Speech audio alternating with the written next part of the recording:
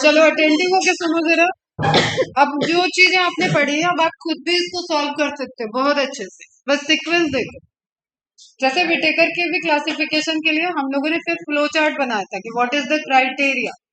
Prokaryote है, unicellular है, eukaryote है, यूनिसेलुलर यूकैरियोट है, तो कैसे कैसे हमने एक एक फाइलम निकाला था।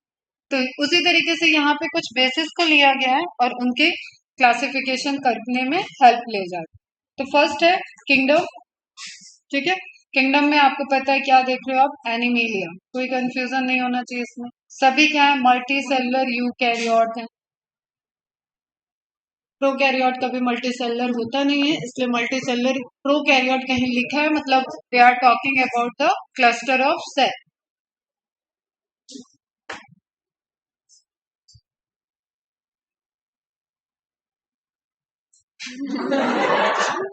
कुछ भी मतलब ब्रेक भी खुद ही मांगे थे और उसके बाद बातें भी खुद ही कर। तो फर्स्ट हमने क्या देखा, लेवल ऑफ ऑर्गेनाइजेशन। बताओ लेवल ऑफ ऑर्गेनाइजेशन में क्या क्या ऑप्शन, सेलुलर। तो पहला बोले जो सेलुलर, एक फाइलम आपको मिल गया सिर्फ सेलुलर बोलने से।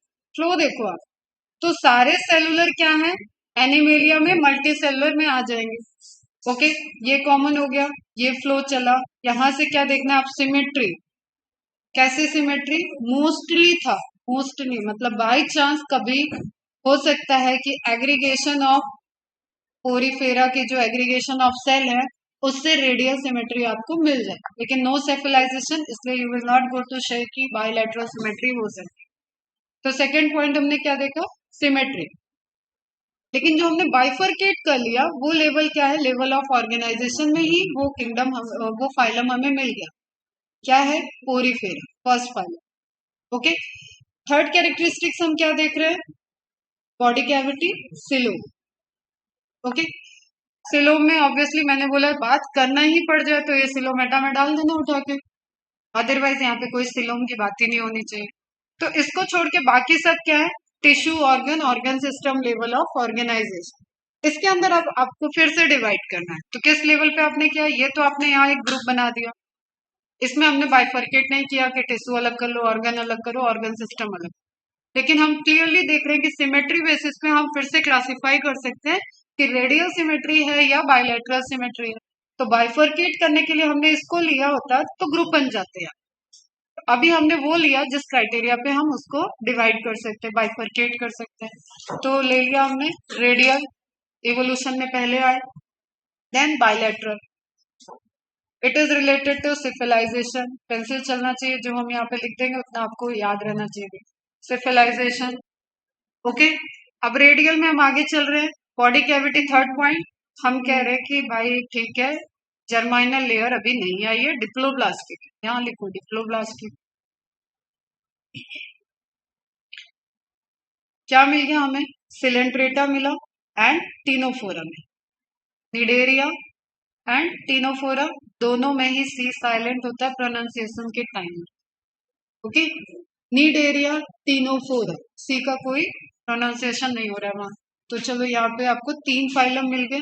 अब इसकी कॉमन कैरेक्टरिस्टिक्स हम अगर सेंटेंस में बोले तो आप कैसे लिखोगे, Ctenophora are the multicellular animal with tissue level of organization which shows radial symmetry and having no coelom। Clear? तो इससे आपको क्या है, ये सारे कैरेक्टरिस्टिक्स देख के उसने पूछा फाइलम कौन सा होगा गिवन ऑप्शन में से, तो आपको देखना होगा कि टीनोफोरा और सिलेंट्रेटा आ जाएंगे। ओके, अब बचा क्या, सिमेट्री पे हमने बाइफरकेट किया था, कैसे तुम्हारे ऐसे वाइब्रेट किया हुआ है, इस तरीके का प्रिंट कैसे, तुम ड्रॉ कर लेना कॉपी पे। ऐसी बुक आती है तो इसको तुरंत रिटर्न किया करो, आंख पे बहुत वो देता है। तो नेक्स्ट क्या है, बायलैटरल, मैक्सिमम में से क्या, कोई नहीं, फिर थोड़ी सी पेन चला लेना है, याद भी हो जाएगा। पेन चला के यहीं पे आप स्टिक कर देना, एक पेपर यहाँ पे आप सैलो टेप से स्टिक कर देना, ओके, इसके ऊपर। तो बायलैटरल हुआ। अब नेक्स्ट ऑप्शन क्या है, बायलैटरल, तो किसके अंदर आप और क्लासिफाई कर सकते हो, दैट इज बायलैटरल। बायलैटरल में हम देखेंगे तो यहां से लेके सारे कॉर्डेटा तक तो बायलैटरल है, तो अब तीसरा पैरामीटर जिसके बेसिस पे क्लासिफाई कर सकते हैं वो है बॉडी कैविटी। तो ये सारे क्या है बेटा, ट्रिप्लोब्लास्टिक, नीचे वाले याद आ रहा है? ट्रिप्लोब्लास्टिक है। विदाउट बॉडी कैविटी हो गया तो ये सिलोमेट हो गया, कौन है अकेला, प्लेटीहेल्मिन्थेस।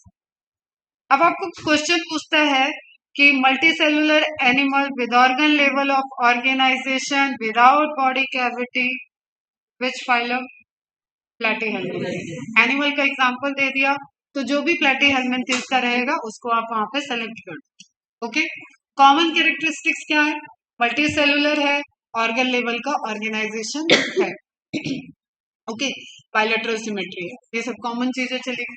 लेकिन एसिलोमेट है, ये उसको सेपरेट कर दिया। तो अकेला फाइलम जो एसिलोमेट ट्रिप्लोब्लास्टिक में है वो क्या हो गया आपका, प्लेटीहेल्मिन्थेस। डिप्लोब्लास्टिक एसिलोमेट पूछेगा तो पोरीफेरा, टिनोफोरा, सिलेंट्री। ओके, नाउ अब यहाँ पे आप बहुत सारे क्लासिफाई नहीं कर रहे हो, इसलिए आपने सीडोसिलोमेट को निकाल लिया विथ फॉल्स सिलो, यही bilateral bisymmetry and organ system level of organisation. इसको ले जाओ आप, इसमें एक एरो लगाओ यहाँ पे ऐसे, ओके, और इसको ले जाओ, ऑर्गन सिस्टम को आप ले जाओ यहाँ, ओके। तो ट्रिप्लोब्लास्टिक है लेकिन organ system of level of organization है and body cavity is pseudocoelom. तो बाकी सारे कैरेक्टरिस्टिक पे जाना ही नहीं है, सीडोसिलोम है तो अकेले एस्केलमेंथीज सीडोसिलोम है, तो फिफ्थ फाइलम मिल गया आपको। ओके, क्लियर है? नाउ व्हाट, अब इसके आगे क्लासिफिकेशन में कोई यहाँ पे पैरामीटर दिया नहीं है, तो आपने सिलोमेट में बाकी सबको डाल दिया। Annelida, Arthropoda, Mollusca, Echinodermata, Hemichordata and higher chordates all are coelomate, they possess true body cavity. ठीक है बच्चों, ऐसे ही अभी इसको तुम पढ़ के आज के होमवर्क में यही चार्ट बना लो, अगर बुक में नहीं सही दिख रहा है तो, और जो एडिशनल इन्फॉर्मेशन हमने दी वो ऐड कर लो। तो इसका मतलब अगर आपको Annelida, Arthropoda, Mollusca, Echinodermata, Hemichordata, Chordata में क्लासिफाई करना है तो इन तीन में तो आप ये कॉमन पार्ट पे चलेंगे। देखो अभी मैं इसको रंग नहीं रही हूँ इसलिए आप ध्यान से देखो, सभी एनिमल है, सभी में ऑर्गन सिस्टम लेवल है, सभी बायलैटरल सिमेट्री को शो कर रहे हैं, सभी सीडोसुलोम है। क्या मिला आपको, Annelida, Arthropoda, Mollusca, Echinodermata, Hemichordata, Chordata. इसका मतलब इन तीन कैरेक्टरिस्टिक्स में तो ये कॉमन जा रहे हैं, यहां तक जो आपने देखा। Is it clear? तो इनके कुछ कुछ और कैरेक्टरिस्टिक्स होंगे जिसके बेसिस पे आप डिवाइड करोगे। जॉइंटेड अपेंडिसेस, ठीक है, बॉडी सॉफ्ट होना, नोटोकॉर्ड का आना, जैसे ये सारे चले जाएंगे। अगर आप यहाँ पे एक टर्म लगा दो कॉर्डेटा, नॉन कॉर्डेटा, तो आप फिर से क्लासिफाई करो। अभी हम एक और चार्ट दिखाएंगे। एनसीईआरटी में वैसे भी हम कहते हैं स्टार मार्क कर लो, हाँ, खुद एनसीईआरटी ने स्टार मार्क किया हुआ है, इसका मतलब वो एक क्वेश्चन है, प्रोबेबल क्वेश्चन है। एकाइनोडर्मेटा पे देखो स्टार मार्क, एकाइनोडर्मेटा आपको कहाँ लिखा है, बायलैटरल में, ओके। लेकिन एकाइनोडर्मेटा होता क्या है, रेडियल और बायलैटरल दोनों सिमेट्री को शो करता है। इसको आप कैसे याद रखोगे, आपके एक बड़ा फेवरेट एकाइनोडर्मेटा होता है जो बच्चों को बहुत पसंद आता है, क्या है, स्टार फिश, ओके। तो स्टार फिश में आप एक प्लेन से उसको इक्वल हाफ में नहीं डिवाइड कर सकते हो, that's why the symmetry is radial, multiple plane है उसके। तो रेडियल सिमेट्री आते ही हमें ध्यान रखना है कि वो सिफिलाइजेशन नहीं शो करेगा, मतलब स्टार फिश के पास दिमाग नहीं होता, ओके। आप ऐसे नॉर्मल समझ लो, नर्व्स होती है, सेंसिटिविटी होती है। एकाइनोडर्मेटा है वो बहुत बाद में आया है, लेकिन वही एक्सपेरिमेंटली उसको ब्रेन नहीं दिया, ओके, क्लियर है। सर्कुलेटरी सिस्टम भी यहाँ पे गायब होता है, जब जहाँ पे आएगा तो फिर अपन बात करेंगे उसके अकॉर्डिंग। लेकिन अभी सीक्वेंस ऑफ इवोल्यूशन में हमें ये मार्क करके रखना है, एकाइनोडर्मेटा। अब यहाँ पे आपको क्या मिला है इन्फॉर्मेशन, एडल्ट जो होता है मतलब मैच्योर जो होगा वो रेडिकल सिमेट्री को शो करेगा, और यहाँ डेवलपमेंट जो होता है वो इनडायरेक्ट होता है, मतलब बेबी बनने के पहले क्या होगा, लार्वा बने, बेबी स्टारफिश के पहले लार्वल स्टारफिश आएगी, एंड लार्वल स्टारफिश जो होती है वो बायलैटरल सिमेट्री को शो करती है। ये पीवाई क्यों है, और वैसे भी इंपॉर्टेंट है। इतनी बात क्लियर है? चलो ये आज का होमवर्क भी है, आप यही फ्लो चार्ट बनाओगे, इसमें जो एडिशनल इन्फॉर्मेशन मैंने दी है उसको आप रिटर्न करोगे। और इनफैक्ट नेक्स्ट वाला आप बनाओगे, ये वाला बनाओगे जो मैंने ग्रुप में भेज दिया। ओके, और जिसकी एनसीईआरटी में इमेज सही नहीं दिख रहा है तो वो पहले वाला भी बना लेगा। Kingdom Animalia, sub kingdom, Parazoa and Eumetazoa, Enterozoa. Parazoa मतलब सेलुलर लेवल ऑफ ऑर्गेनाइजेशन होता है, अकेले उसमें आ जाता है Porifera. Cellular level, asymmetric, Acoelomata, ये तीनों कैरेक्टरिस्टिक्स आपके एनसीईआरटी में मेंशन। यूमेटाजोआ और एंटेरोजोआ, ठीक है, इसमें आप क्या देखोगे, tissue, organ and organ system level organisation है। जो क्लासिफिकेशन का बेसिस है यहाँ पे दैट इज सिमेट्री, तो Radiata, radial symmetry, Bilateria, bilateral symmetry. Okay, diploblastic होंगे, टिश्यू लेवल का ऑर्गेनाइजेशन है। एसिलोमेटा, ये मैंने आपको एड ऑन करा। ओके, तो उसमें क्या आएगा आपका, सिलेंट्रेटा एंड टिनोफोरा। एक एक एग्जांपल दिया हुआ है, Hydra and Ctenoplana direct. Okay, then bilateral है, ट्रिप्लोब्लास्टिक है, ऑर्गन सिस्टम लेवल ऑर्गेनाइजेशन है। सब डिवीजन में जा रहा है, ड्यूट्रोस्टोमस एंड प्रोटोस्टोमस। पहले माउथ बनेगा या पहले एनस बनेगा, तो प्रोटोस्टोमस में आपको मिल जाएगा सिलोम के बेसिस पे। एसिलोमेटा अकेले प्लेटी हेलमिंथेस, मतलब पहले माउथ बनता है, और ये ट्यूब विद इन ट्यूब। अब यहां से सभी क्या है, ट्यूब विद इन ट्यूब वाले, ठीक है बच्चा। तो प्रोटोस्टोमस में जो पहला है that is Platyhelminthes, then pseudocoelom आ गया, निमेटीहेलमिन्थेस या एस्केलमिन्थेस, नेमाटोडा, सभी की नाम है, राउंड वर्म। विट्रूसिलोम, यूसिलोमेटा बोलते हैं इनको, और इसमें आपका क्या आ गया, फिर से डिवीजन, चलो यूसिलोमेटा भी यहीं पर है, इधर से आते हैं। तो ड्यूट्रोस्टोम में, क्योंकि आपको पता है ट्रू सिलोम तो बहुत में है, तो ड्यूट्रोस्टोम में भी सिलोम तो बन ही रहा है, लेकिन फर्स्ट एनस देन माउथ। फिर से हमने क्या देखा, यूसिलोमेटा, तो यहाँ पे भी यूसिलोमेटा है, यहाँ पे भी यूसिलोमेटा है। एंटेरोसेल ओरिजिन से आप देख रहे हो, मतलब जिसमें प्री गैस्ट्रिक, ठीक है, प्री इंटेस्टाइनल टिश्यू बनाने वाले टिश्यू से मेसोडर्म का ओरिजिन हुआ हो। काइनोडर्मेटा, हेमिकॉर्डेटा, कॉर्डेटा, 3 फाइलम यहाँ चलेगा आपके ऑन द बेसिस ऑफ एंट्रोसेल। वही मैंने बोला था, अगर आगे और आपको इसमें जाना है तो सिलिम के अंदर आप जाओ तो भी आप क्लासिफाई कर सकते हो, और फिर आप इसको भी और क्लासिफाई करना है तो आप नोटोकॉर्ड ले आओ। ओके, इसलिए नोटोकॉर्ड वाला यहाँ क्लोजली रिलेटेड में पूछता है, हमें पोरीफेरा से नहीं पूछेगा। और इधर हमने साइजोसेल की बात की, जहां मेसोडर्मल स्प्लिटिंग डायरेक्ट हो रहा है, नई सेल बनती है, नया टिश्यू ऐड होता है मेसोडर्म, एंड उसमें स्प्लिटिंग हुआ और कैविटी बना। Annelida, Mollusca, Arthropoda, example earthworm, इसको बोलते हैं haemocoel. Why, because it is, haemo means blood, cavity में ब्लड भरा होता है। तो ये जो आपने ओपन टाइप का वेस्कुलर सर्कुलेटरी सिस्टम पढ़ा था कल, उसके एग्जाम्पल।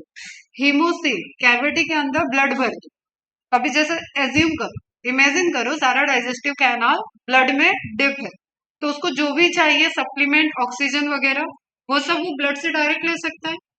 ओके, तो इनमें रेस्पिरेटरी सिस्टम लेस डेवलप मिलेगा आपको, थोड़ा इस तरीके से आप देखो। क्लियर है यहाँ तक? ये वाला चार्ट आप होमवर्क में बनाओ। और खूबसूरत सी दुनिया चलते हैं। पहला फाइलम पोरीफेरा। लाइफ कहाँ पे आई?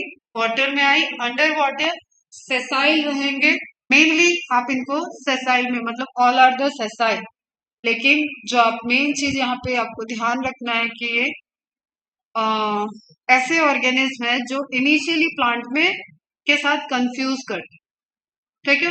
बाय चांस इनकी सिमेट्री दिखी जा सकती है, जैसे आपको सेकंड इमेज में दिखा, साइकोन में दिख जाता है, एग्जांपल में ही पूछा जाता है, जैसे ये है तो ये भी सिमेट्री को शो कर सकते, ठीक है बच्चा।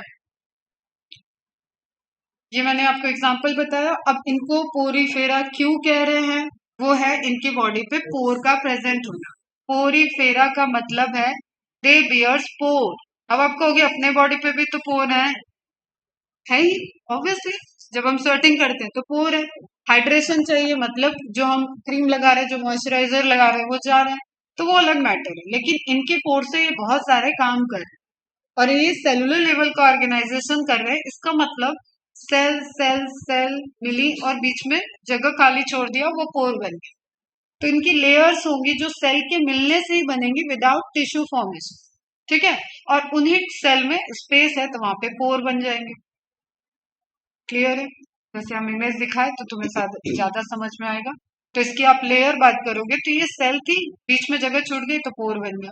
अब इतना बड़ा पोर नहीं बनेगा, ठीक है। वो आपको दिख रहा है, दिखाने के लिए बनाया। जैसे इसमें आपको कहाँ पोर दिख रहा है, तो वो एग्रीगेट है, लेकिन वहां छोटे छोटे एसोसिएशन में गैप है, उसको बोलेंगे पोर। इन्हीं पोर की वजह से इसको बोलते हैं पोरीफेरा। अब देखो यहाँ पे कुछ मैंने एनसीईआरटी के बीच में इंपॉर्टेंट लाइन डाली, तो वो आपको ध्यान रखना है। Parazoology, parazoology is the branch which deals with the study of Porifera. And यहाँ पे और आप लिखो ब्रैकेट में, थर्ड लार्जेस्ट फाइलम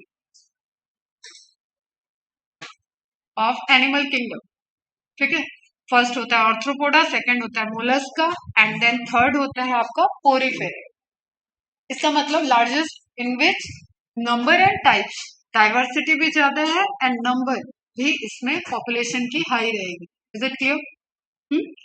सबसे ज्यादा धरती पे इंसेक्ट है, डाइवर्सिटी में भी इंसेक्ट है, तो ऑर्थ्रोपोडा आपका पहले नंबर पे आ जाता है। Study of members of this phylum, चलो पहली लाइन क्या आएगा कि कुछ अगर उनका कॉमन नेम है क्या, तो यहाँ पे आपका एनसीईआरटी में दे दिया स्पॉन्जेस, लेकिन आपको क्या देना है, पहली लाइन हैबिटेट देना।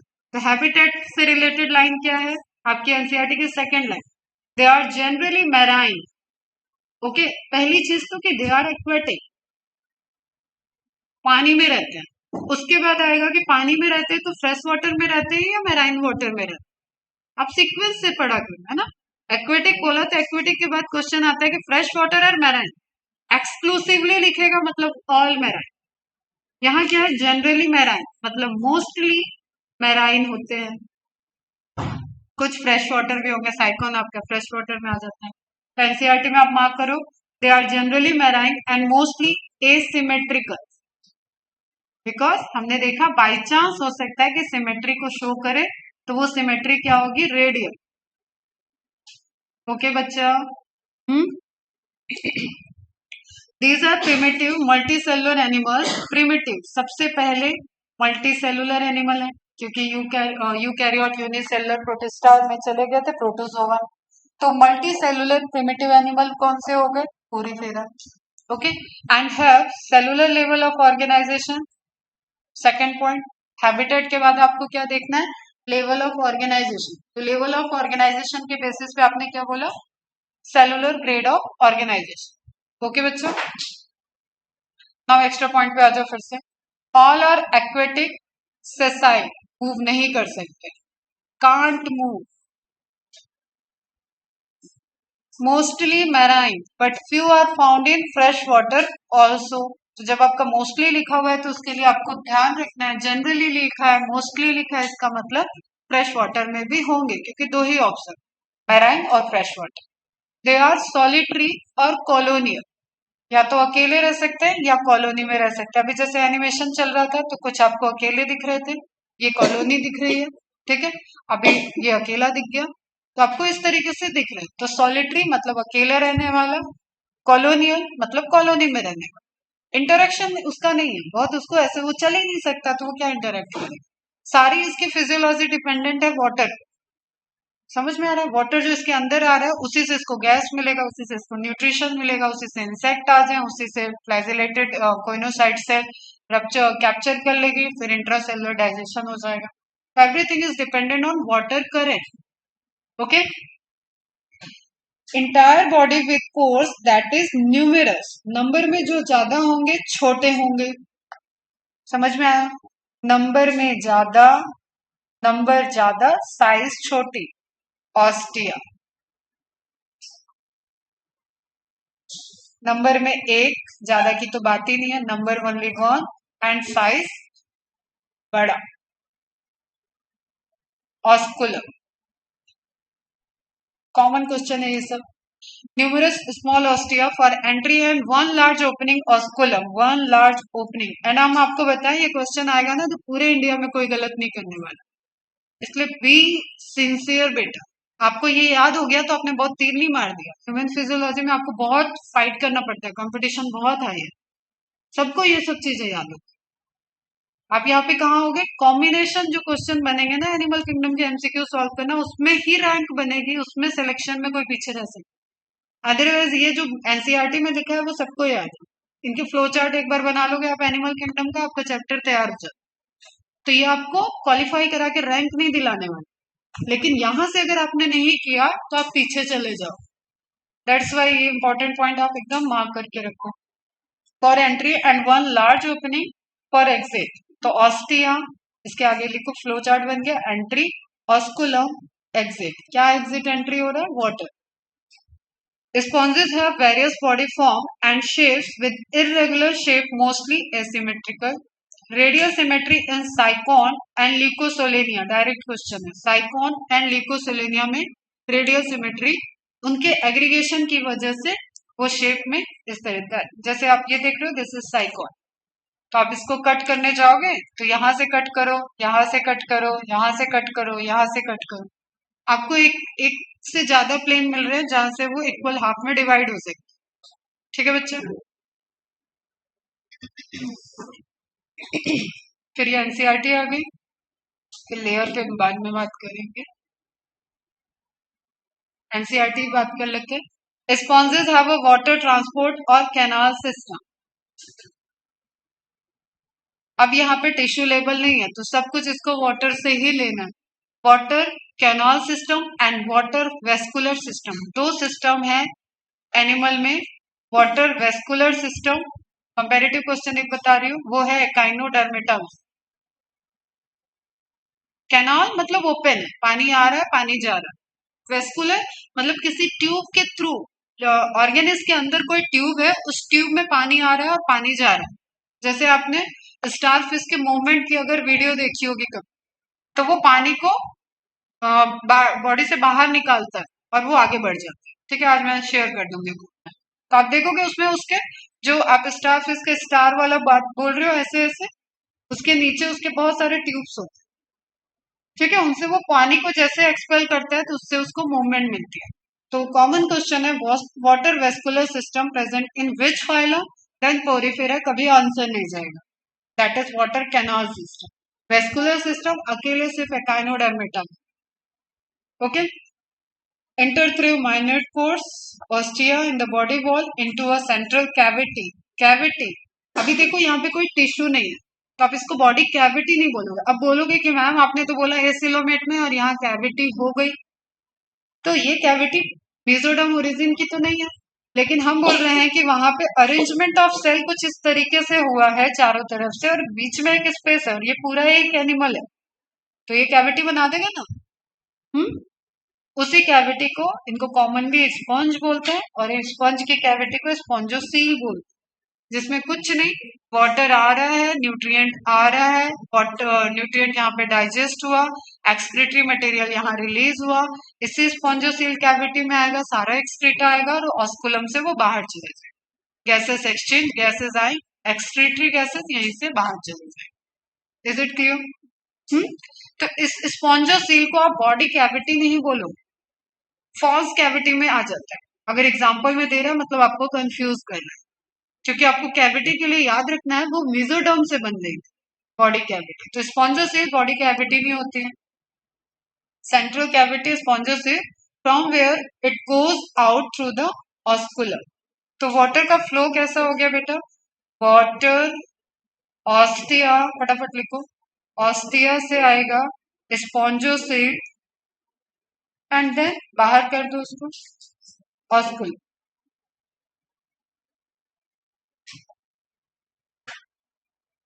वन, मेनी, स्मॉल या माइन्यूट हो। ठीक है, क्लियर है इतनी बात? This pathway of water transport is helpful. अब हम कह रहे हैं, हमने उसके बॉडी ऑर्गेनाइजेशन की बात कर ली, लेवल की बात कर ली, हैबिटेट की बात कर ली, सिमेट्री की बात कर ली। नाउ सिलोम प्रेजेंट नहीं होता है तो हम एसिलोमेट बोलते हैं। और क्या कैरेक्टरिस्टिक्स हमें देखना है, अब हम उसकी फिजियोलॉजी की बात करें, उसके सिस्टम की बात करें।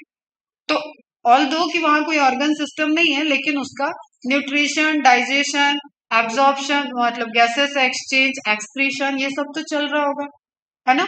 तो हम उसके बात करते हैं। This pathway of water transport is helpful in food gathering, food को इकट्ठा करने में, रेस्पिरेटरी एक्सचेंज, गैसेस को एक्सचेंज करने में, एंड रिमूवल ऑफ वेस्टेज मतलब एक्सक्रीटरी सिस्टम। तो all the physiology is dependent on the water directly in which phylum, Porifera. Okay, कोई भी आए कोई भी जाए, अभी ये प्रीडेशन नहीं करता है, इसलिए फर्स्ट प्रीडेशन किसने किया, सिलेंट्रेटा ने। इसके आसपास जाने से ये स्टिंग नहीं करेगा, ये हार्म नहीं करेगा। दैट्स वाई एक तो ये मूव नहीं कर रहा है, दूसरा हार्म नहीं कर रहा है, तो इसको टोटली माना गया कि ये प्लांट टाइप का कुछ स्ट्रक्चर है। ओके बच्चों,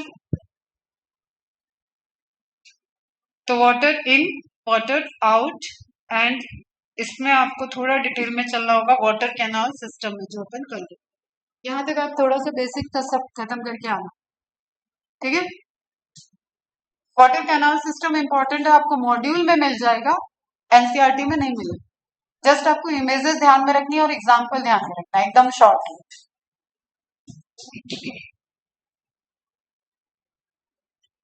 चलो कल बात करेंगे आप।